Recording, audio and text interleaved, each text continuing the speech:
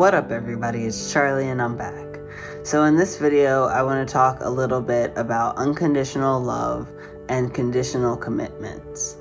So for me, over this last year, I have lost 7 out of the 9 most significant relationships in my life. Some of those have been smooth transitions, some of those have been harder for me. Some of those have been mutual, some have not been mutual, but the main theme in the midst of all of them that I've been able to think through is that we all have unconditional love for each other. Like when I walked away or we walked away from those relationships, it wasn't because we didn't love each other. It was because the conditional commitments of our life are what changed. The day-to-day commitment and the way that that is expressed changes.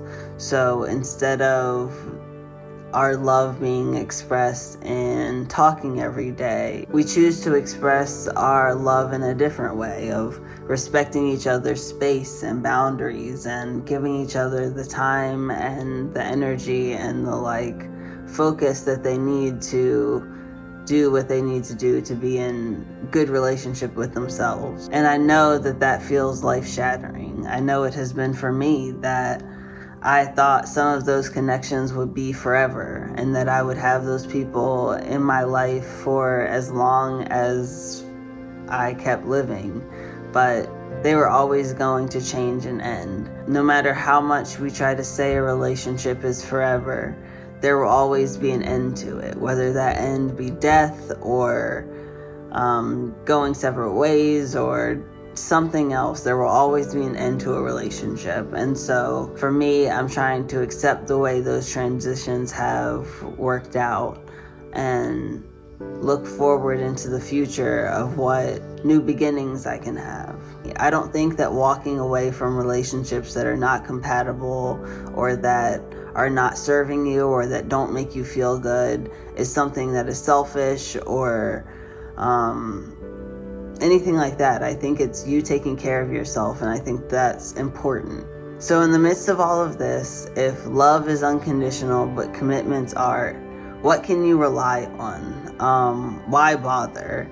And I think for me, the reason I still bother is because I love love. And I think that unconditional love is worth it no matter what. And so I am willing to put myself out there for love. Even if things change, even if things end in those relationships, I still value those people. And those memories are something that I can take with me and hold on with me for the rest of my life, even though the person themselves is not still there. I think that love heals so many of life's hurts, and I can't imagine giving that up for anything.